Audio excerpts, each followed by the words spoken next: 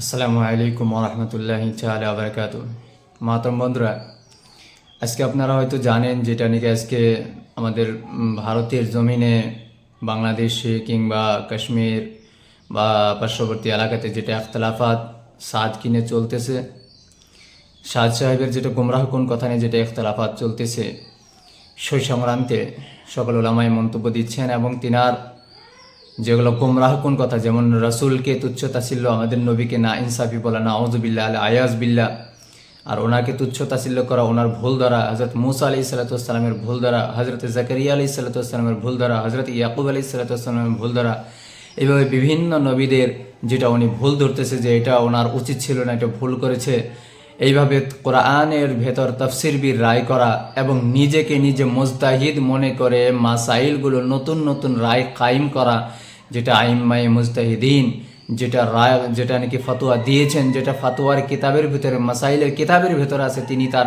বিকল্প গেতে যাইতেছেন এবং বলতেছেন যাহারা প্যান্ট শার্ট পরে নামাজ পড়ে তাহারা উলঙ্গ, নাউজুবিল্লাহ, যারা প্যান্ট শার্ট পরে নামাজ পড়ে তাহারা উলঙ্গ।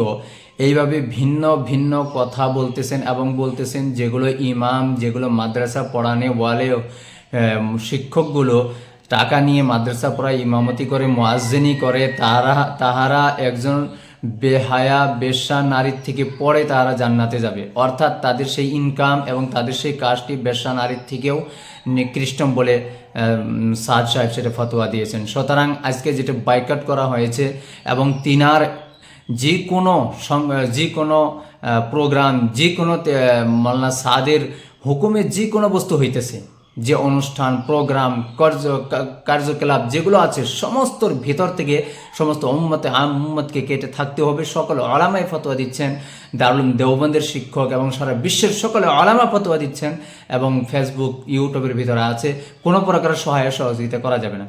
এই ফতোয়াটা যেমন আমিও দিয়েছি, আমাদের এই যে পার্শ্ববর্তী আমাদের সাথী সঙ্গে কিছুগুলো আরও দিয়েছে তিনারা মন্তব্য। এই হিসাবে আমাদের উপর ধমকি আসতেছে, ফলনা তাসকে মারবে, কাটবে, কেস করবে, কি করবে। ভাই মাতরম দোস্ত বুজুর্গ, আমি প্রকাশ্যভাবে আপনাদের কাছে বলে দিতে চাই, কোনো প্রকারের বস্তুর দ্বারা আমাদেরকে ভয় খাওয়াইয়ে হকের থেকে বন্ধ করতে পারবেন না।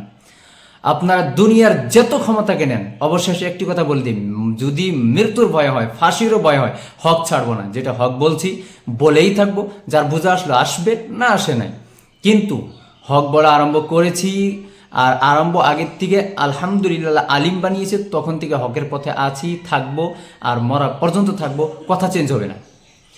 স্যার সাহেবের হুকুমে যেগুলোই অনুষ্ঠানগুলি হইতেছে, যে কোনো অনুষ্ঠান, এনি অনুষ্ঠানে সহযোগ করা, সাদের গুমরাহির ভিতরে পরিপূর্ণ অংশগ্রহণ করা, আর সেটা আল্লাহ নিজে বারণ করে দিয়েছেন। আর আল্লাহর বারণ করাটা হলো হারাম, আর যে হারামটা, ওই হারামের ভিতরে যে লিপ্ত হবে, যে জায়েজ মনে করবে, যে নেকি মনে করবে, সে বেঈমান হয়ে যাবে, সে বেঈমান হয়ে যাবে। একটি কথা মনে রাখবেন, কেহ যদি কোরআনের উপর আমল করতেছে না, সে কাফির হবে না, সে মুসলমান থাকবে, অথচ সে সওয়াব পাবে না, সে গুনাহের অংশীদার হইতে পারে, কিন্তু কাফির হবে না। আর যে কোরআনের একটি হুরুফকে ইনকার করবে, সে কাফির হয়ে যাবে। ওলামায়ে কেরাম যেটা বলতেছে, ওয়ালা তাআওয়ানু আলাল ইসমি ওয়াল উদওয়ান, তোমরা গুনাহের কাজেতে কোশ্চিন খেলেও সহযোগিতা করো না। নবীকে তুচ্ছ করতেছে সাদ, সেই সাদ ভক্তিরা সাদের তুচ্ছ বরদাস্ত করতে পারতেছে না, আর নবীজির তুচ্ছ তাচ্ছিল্যকে বরদাস্ত করতেছে, ওলামাদের তুচ্ছ তাচ্ছিল্য করতেছে, সাহাবাদের তুচ্ছ তাচ্ছিল্য করছে। নাউজুবিল্লাহ, 40 জন সাহাবা বলে নাউজুবিল্লাহ আয়াত আদেশের খিলাফ চলে তাহারা কি করেছেন, যে আল্লাহ নবী সাল্লাল্লাহু আলাইহি ওয়াসাল্লামের নাফরমানি করেছেন এবং করেছেন। মাতরম দোস্ত বুজুর্গ, ওলামাদের শানে প্রথমে আরম্ভ করে দিয়েছেন গুস্তাখি, তারপর আরম্ভ করেছেন তাবিনের শানে গুস্তাখি, তারপর আরম্ভ করেছেন সাহাবার শানে গুস্তাখি, এখন নবীদের শানে গুস্তাখি, অবশেষে আমাদের নবী মুহাম্মদ রাসূলুল্লাহ সাল্লাল্লাহু আলাইহি সাল্লামের শানেও গুস্তাখি করে ফেলেছে। আর এই বিরুদ্ধে কথা বলনেওয়ালারা ধমকি দিতেছে আমাদের মারবে, নবীর শানে, নবীর জন্য মরতে তৈরি আছি, কথা বদলাইতে তৈরি নাই।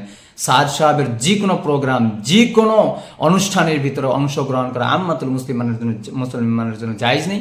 সকলকে এর থেকে বেঁচে থাকতেই হবে, এটা আমাদের অটল কথা, সারা বিশ্বের সকল আমাদের অটল কথা। ফেসবুক টুইটারের ভিতরে ভরে আছে, ইউটিউবের ভিতরে, সেগুলো দেখে নেন।